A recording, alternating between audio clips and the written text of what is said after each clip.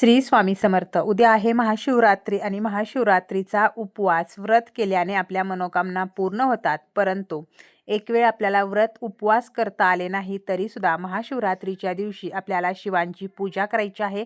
त्यासोबतच आपल्याला काही उपायसुद्धा करायचे आहेत.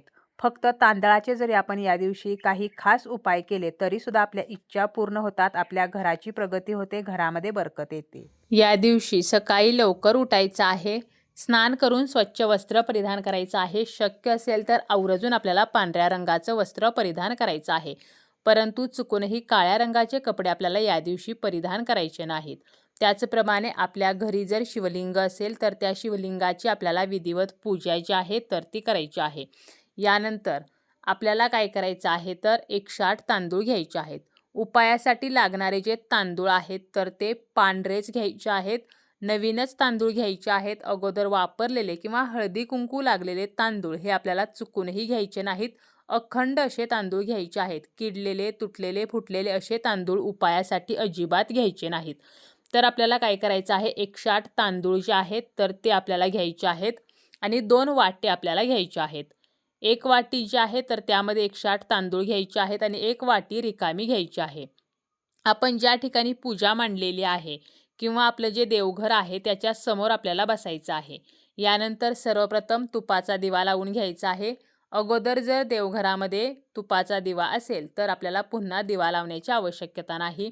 स्वतःला बसायला आसन घ्यायचं आहे. हळदी कुंकू आपल्याला लावून घ्यायचं आहे आणि यानंतर आपल्याला काय करायचं आहे तर ज्या वाटीमध्ये आपण 108 तांदूळ घेतलेले आहेत त्यातील 1 तांदूळ उचलायचा, श्री शिवाय नमस्तुभ्यम असं म्हणायचं किंवा ओम नमः शिवाय म्हणायचं आणि त्यानंतर आपलं नाव घ्यायचं आणि यानंतर आपली इच्छा बोलायची आहे. जसं की श्री शिवाय नमस्तुभ्यम, मी सायली, माझ्या कुटुंबाची प्रगती होऊ द्या.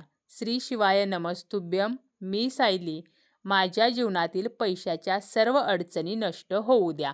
तर असं आपल्याला म्हणायचं आहे आणि हा तांदूळ आपण जी रिकामी वाटी घेतलेली आहे त्यामध्ये टाकायचा आहे. पुन्हा आपल्याला दुसरा तांदूळ उचलायचा आहे.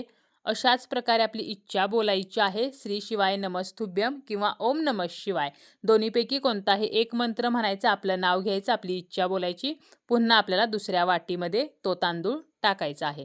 तर अशा प्रकारे आपल्याला 108 वेळेला श्री शिवाय नमस्तुभ्यम किंवा ओम नमः शिवाय, त्यानंतर आपलं नाव, त्यानंतर आपली इच्छा बोलून 108 तांदूळ एका वाटीतून दुसऱ्या वाटीमध्ये टाकायचे आहेत. आणि यानंतर आपल्याला हात जोडून आपली जी समस्या आहे तर ती समस्या महादेवांना सांगायची आहे आणि ही समस्या नष्ट व्हावी म्हणून आपल्याला प्रार्थना करायची आहे. यानंतर काय करायचं आहे तर आपल्याला प्रदोषकाळी म्हणजे संध्याकाळच्या वेळेला शिवमंदिरामध्ये जायचं आहे. त्यानंतर शिवमंदिरामध्ये जाताना हे जे 108 तांदूळ आहेत तर ते घेऊन आपल्याला जायचं आहे. त्या ठिकाणी गेल्यानंतर जर त्या ठिकाणी दिवा लावून देत असतील तर तुपाचा दिवा लावायचा. शिवपिंडीची पूजा जी आहे तर ती आपल्याला करायची आहे. शिवपिंडीवरती आपल्याला जलाभिषेक करायचा आहे. त्याचप्रमाणे आपण दह्याचा, दुधाचा, पंचामृताचा अभिषेक करू शकतो. तांदूळ जे आहेत तर ते आपल्याला अर्पण करायचे आहेत. म्हणजे इतर जे तांदूळ आहेत हे 108 तांदूळ नाही, तर अगोदर आपल्याला दुसरे तांदूळ अर्पण करायचे आहेत. त्यासोबत आपण काळे तीळसुद्धा अर्पण करू शकतो. तर अशा वस्तू अर्पण करायच्या. त्यानंतर पांढरी फुले अर्पण करायची, बेलपत्र आवर्जून अर्पण करायचं आहे आणि आपल्याला जर धोत्र्याचं फूल मिळालं तर ते अर्पण करायचं आहे किंवा धोत्र्याचं फळ मिळालं तर ते अर्पण करायचं आहे. आणि यानंतर आपल्याला काय करायचं आहे तर आपण जे तांदूळ 108 घरून नेलेले आहेत तर हे तांदूळ सुद्धा आपल्याला अर्पण करायचे आहेत. आणि हे तांदूळ अर्पण करताना आपली जी काही इच्छा आहे, ज्या इच्छेसाठी आपण हा उपाय करत आहोत तर ही इच्छा आपल्याला मनामध्ये बोलायची आहे. तर अशा प्रकारे हे 108 तांदूळ जे आहेत तर त्याचा आपण उपाय जो आहे तर तो करू शकतो. त्याचप्रमाणे आपल्याला नंतर काय करायचं आहे, दुसरा कोणता उपाय करायचा आहे तर आपल्या जीवनामध्ये सतत दुःखे येत असतील, अडचणी येत असतील तर आपल्याला एक दिवा घ्यायचा आहे आणि हा दिवा कणकेचा बनवायचा आहे. त्यामध्ये गाईचं तूप घालायचं आहे आणि बेलाच्या झाडाजवळ आपल्याला जायचं आहे. जाताना एक तांब्याभर पाणी घ्यायचं आहे आणि एक अखंड तांदूळ घ्यायचा आहे. बेलाच्या झाडाखाली हा दिवा जो आहे तर तो आपल्याला प्रज्वलित करायचा आहे. उत्तर दिशेला आपल्याला या दिव्याची वात करायची आहे आणि उत्तर दिशेला तोंड करून बेलाच्या झाडाला आपल्याला जल अर्पण करायचं आहे. त्यानंतर एक जो अखंड तांदूळ आपण घेतलेला आहे तर तो उजव्या हातामध्ये घेऊन आपली जी समस्या आहे, म्हणजे सतत आपल्या जीवनामध्ये काही अडचणी असतील तर ती समस्या बोलायची आहे आणि हा तांदूळ जो आहे तर तो आपल्याला त्या दिव्यामध्ये टाकायचा आहे. त्या बेलाच्या झाडाखाली बसूनच 108 वेळेला ओम नमः शिवाय हा मंत्र जो आहे तर तो म्हणायचा आहे आणि 11 प्रदक्षिणा बेलाच्या झाडाला घालायच्या आहेत. शक्य असल्यास 108 प्रदक्षिणा घालायच्या आहेत.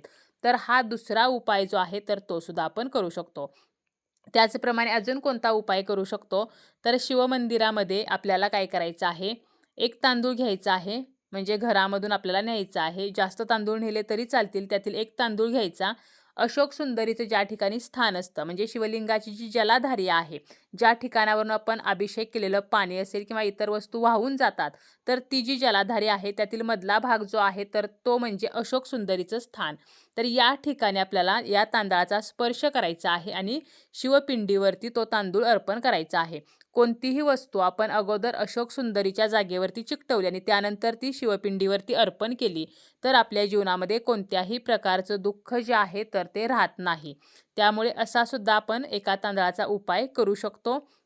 यानंतर आपला पितृदोष जो आहे तर तो नष्ट होण्यासाठी आपल्याला काय करायचं आहे, साळीसह साळ असलेला जो तांदूळ आहे तर तो एक तांदूळ घ्यायचा आहे आणि प्रदोषकाळी आपलं जे पाणी पिण्याचं घरामध्ये भांडं आहे तर त्या ठिकाणी आपल्याला काय करायचं आहे, हा तांदूळ जो आहे तर तो एका वाटीमध्ये ठेवायचा आहे आणि दुसऱ्या दिवशी आपल्याला काय करायचं आहे, स्नान करून त्यानंतर स्वच्छ वस्त्र परिधान करून पूजा वगैरे करून ही जी तांदळाची साळ आहे, म्हणजे साळीसह जो तांदूळ आहे तर तो हातामध्ये घ्यायचा. वरची साल जी आहे तर ती काढून टाकायची आणि आतील पांढरा तांदूळ जो आहे तर तो आपल्याला शिवपिंडीवरती व्हायचा आहे.